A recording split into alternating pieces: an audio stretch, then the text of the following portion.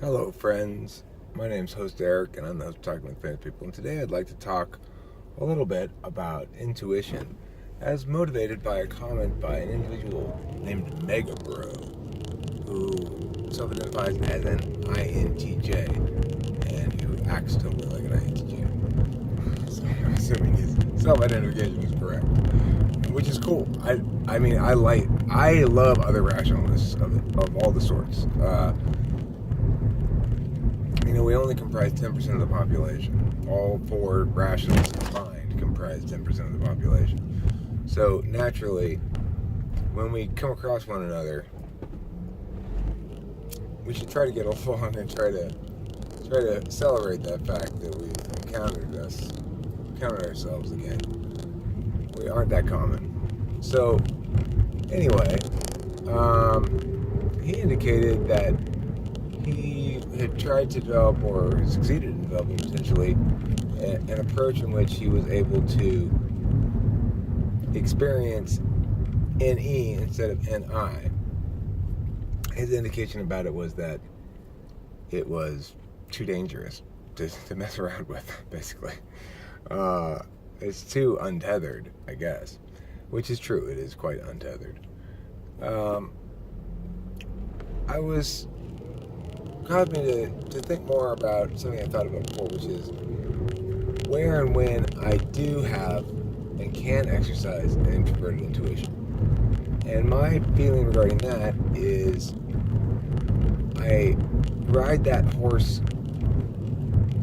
in conjunction with extroverted intuition when I am making freestyle songs. That is to say, music in which the song melody and the words and the chords are all come up with as it's being generated, as it's being sung, which is a lot of my songs that I have up here on Talking with Famous People. The ones that aren't, the ones under the heading freestyle, and then there's a few hybrids that start life as freestyle, and then I add stuff to the freestyle. Basically, still freestyle. Occasionally, I'll make freestyle that I sit down and turn into a full blast multi-track track. Anyhow, regardless of that, when I am playing songs and freestyling and making them up as I go along, I am essentially riding along between introvertedly, intuitively resonant melodic motions, and then additionally using NE as a disrupt function to basically keep it moving and not repeat myself, and make sure that whatever is intuitively resonant melodically is also not obvious, or at least has elements to it that aren't obvious, so that it is interesting. Because ultimately, music, to keep people's interests, needs to engage in an ongoing procession of little changes, basically, to keep it fresh for the ear. So I think that's a place where I unavoidably must be using introverted intuition.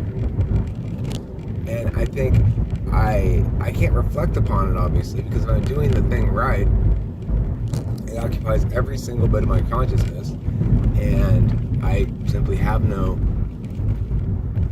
mental power left to meta up and reflect upon what's going on. So I know what it feels like, put it that way, in the sense that the introverted intuition parts of the music I make are the parts that are the most timeless and or the most successful on one level, which is on a non-social level. So, for example, introverted intuition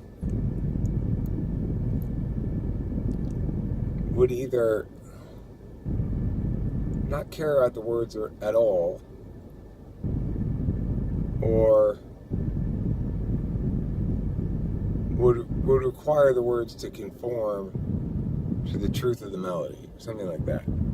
Whereas the words are where I'm really going extroverted intuition, because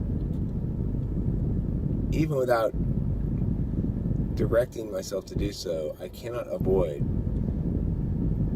engaging in language stuff that is aware of itself in context. So I know how sentences roll together, how they relate to sentences before and after them, even when I'm not actively consciously thinking about it, so that NE is able to do its more constructed work, but it relies on NI to fill its role and do the non-constructed work without any conscious construction, right? It has to be purely non-constructed then. And when it does that, then we have a situation in which you've got a freestyle that works. It's melodically true. It's interesting. It moves. It changes. It is an expression of my identity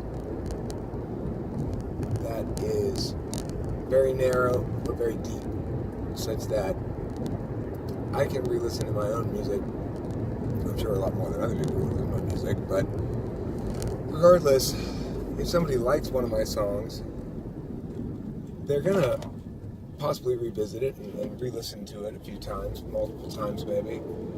They're probably not gonna do that with my talking stuff, simply because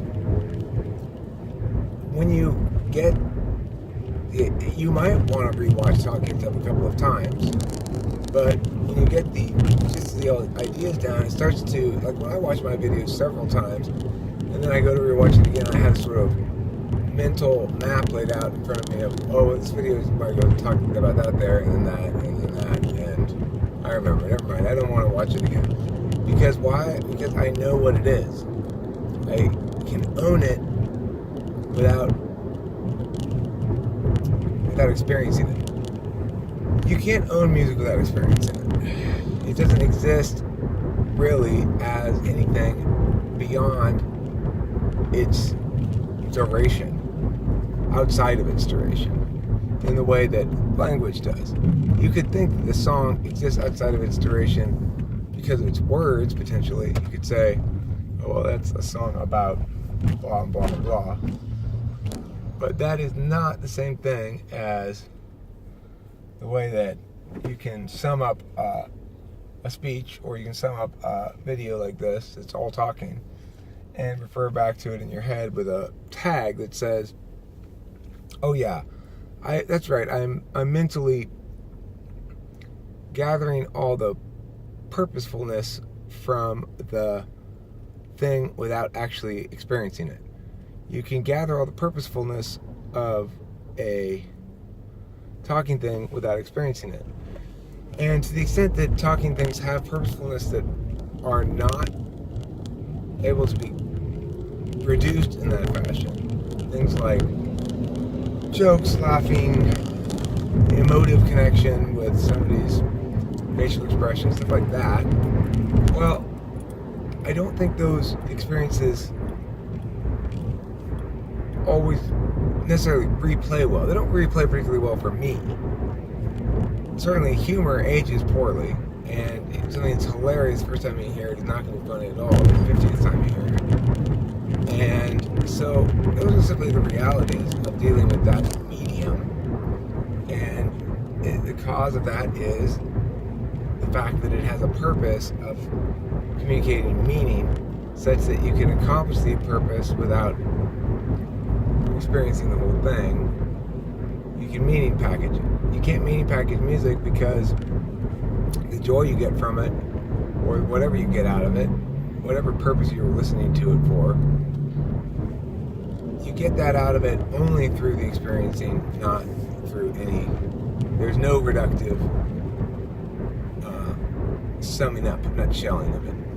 Okay, so that's it for today, and I sort of segued from introverted intuition into my understandings of how I guess basically to talking about how discovered and created truths manifest differently, and how discovered and created truths are, of course, the respective domains of introverted and extroverted intuition. So, and where they co-align, where they coincide, where they match up with music. So thanks for watching Talking to Fast People. I hope you enjoyed this 10-minute long episode.